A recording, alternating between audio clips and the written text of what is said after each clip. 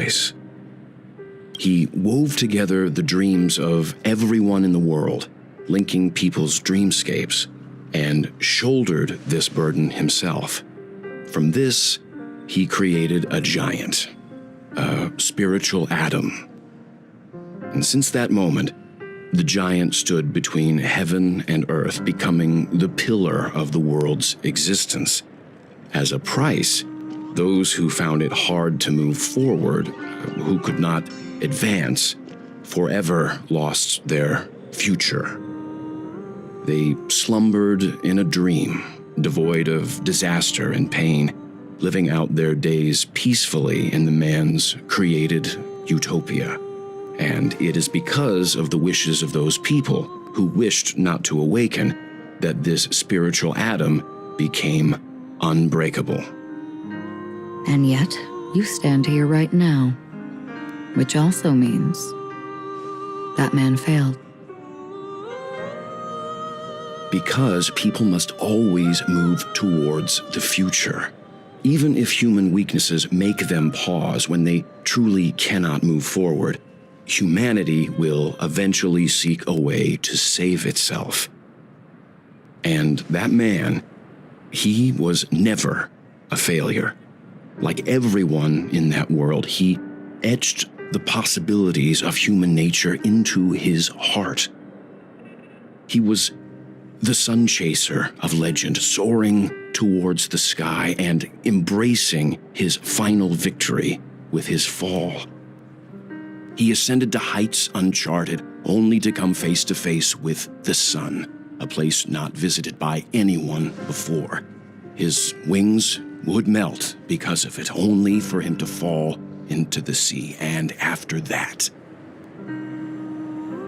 countless others would surpass him, soaring to even greater heights. A fitting metaphor for the Nameless's trailblazing spirit. Thank you, Mr. Yang. I know what you wish to confirm. The universe has innumerable similar, yet different worlds. In these worlds, there are innumerable people who look alike, yet don't. I, too, have embarked on journeys, encountering old friends with familiar faces on different worlds, witnessing their destinies follow paths similar to mine.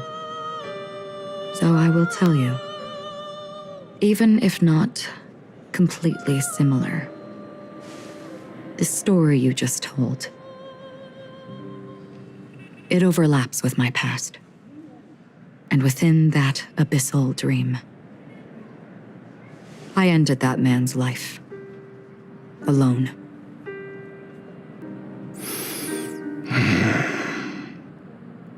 I am not who you think I am, nor will my home be as fortunate as your world. I am sorry. It's fine. I don't mind, so long as I can alleviate your suspicions. There's something I still wish to know, Miss Acheron. Under that representation of the hunt, exactly what sort of power is it that has motivated your solitary journey thus far? Mr. Yang, before answering that question, I wish to continue the previous topic. I like your analogy very much. Indeed, birds are born to fly. But in a distant past, their ancestors could only gaze at the sky in envy. They saw that faraway ray of light from above the heavens, piercing through the clouds and blanketing the earth. And so, time and time again, generation after generation, the birds spread their wings and took to the sky, attempting to touch its ceiling, all because the sun was there. Then, what if the last bird finally soars into the sky, only to realize that the end of the light is not the sun, but darkness? Then why, exactly, do we even walk towards the light?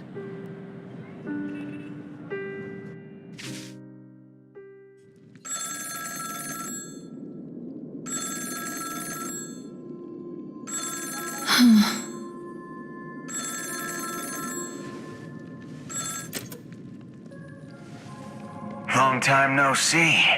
Having fun on Penacony? Acheron? This voice, it's not Constance. Could it be her companion? Though I don't know exactly what you are, or what you're up to, my bullets will find you.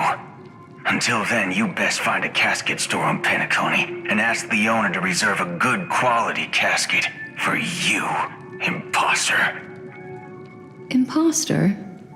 I see. She gave my whereabouts to someone who's tracking Acheron too.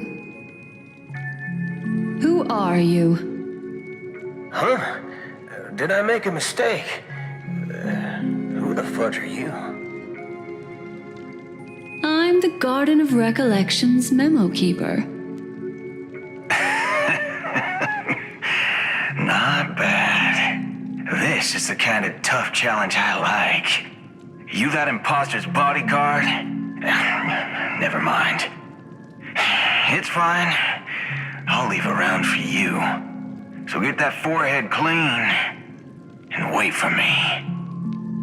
I don't know what you're talking about, but you know Acheron, the Galaxy Ranger, yes? I have something to ask you. Are you asking me to write your will? Sure. Go ahead. Not quite. I only want to ask, how exactly did she become a Galaxy Ranger? She's clearly not a path strider of the hunt, but you are, aren't you? Tell me, what's Acheron's deal? Sure. Never thought I'd come across an ally. Fudge, what a stroke of luck. Well, I'll be on Penacony soon. Memo keeper, go buy a bottle of Donna's white oak and warm it up, and I'll raise a glass to you. That lady's passed. Well, nobody knows. But if all you want is a simple answer, sure, you best get a chair and take a seat. That woman, named Acheron, is an emanator who should not exist.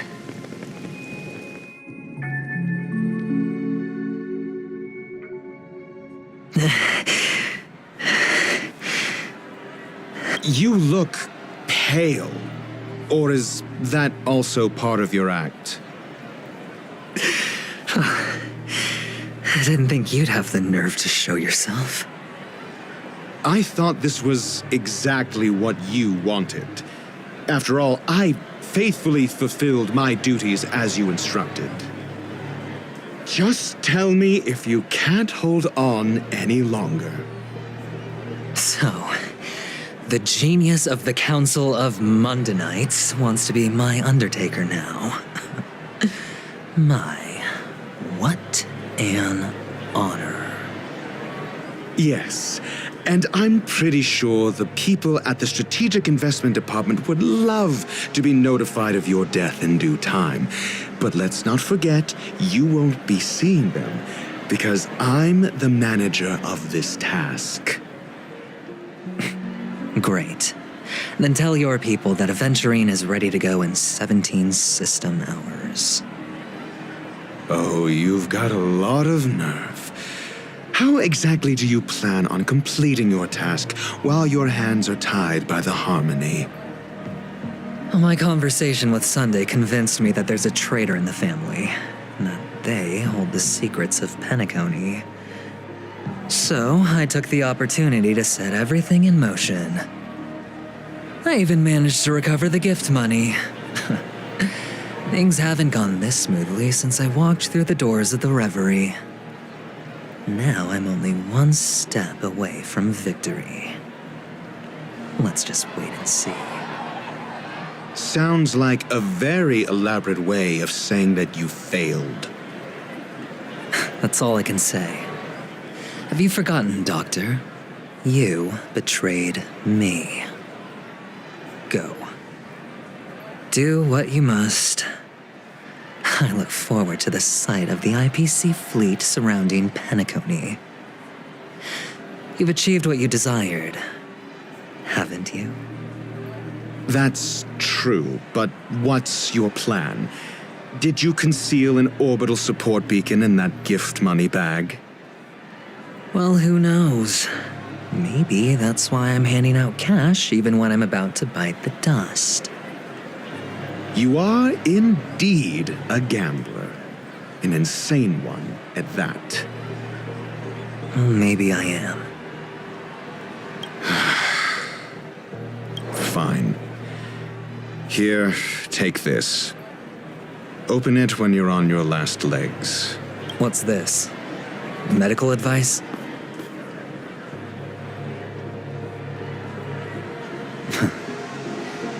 You catch on pretty fast, Doctor. Asking me to solve a case without giving a single clue. How typical of you, you wing-headed scoundrel. But the way you're all on edge about that stowaway, it's just as I guessed it would be. As for now, let the rain of wealth from the IPC fall evenly on everyone.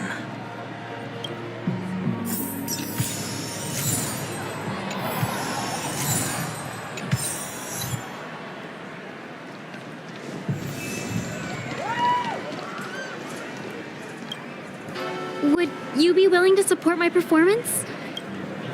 Wow, how fabulous! But why would you give such a wonderful gift to a random stranger like me? Well, you see, I can't bear to see anyone in this sweet dream suffering from poverty. That's incredibly kind of you. Thank you so much. Sure thing. Oh, by the way, do you happen to know anything interesting about death? Death? That's a pretty scary topic, and it doesn't really match the mood of this sweet dream. Oh, you see, I'm a tabloid reporter collecting ghost stories in Penacony. As you know, the more chilling the stories, the more attention they get. Well, if you're up for some gossip, it's not about death, but there have been some rumors about a guest at the reality hotel who fell into a deep sleep and didn't wake up. It was like they were in some sort of coma. Nobody knows what caused it, but luckily the customer eventually regained consciousness. Well, all customers are under the protection of the family after all. Thank you. This will make for a very juicy headline. May Shibe protect us. Unexplained coma. That's actually what happens to your body if your brain dies in a dream. But unfortunately, the customer ended up waking up in the end. I can feel something inside my head. The world has truly lost its way.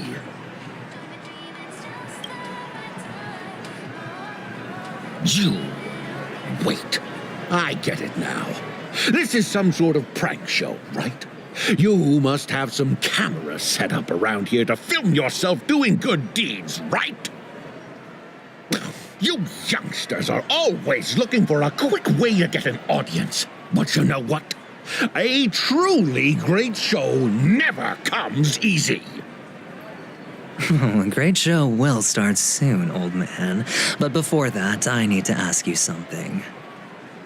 Do you know where I can find death in this dream? Ah, I see. Another fearless youngster looking for death, huh? Well, let me give you a piece of advice. Don't think you're the first one who's ever thought of that idea. Death? Not even remotely innovative. I bought it from Dr. Edward. He claimed it was some exclusive fancy schmancy stuff. Now, but what a disappointment. The effects were awful. First, some monster covered in eyes stabs you in the gut, and then all you see are blurry glimpses of buildings and lights. The sky was spinning so fast it almost made me puke. Is that all? Yeah, what else can you expect? Don't put too much stock in the Penacony movie industry. They even call this junk groundbreaking art. Can you believe it? What a joke. Well, I'll leave you be then. I hope you have a wonderful day. A monster covered in eyes. That sounds like the Memory Zone meme. But buildings and lights... I don't think those have anything to do with death. Well, that whole dream bubble was probably created using rumors and gossip.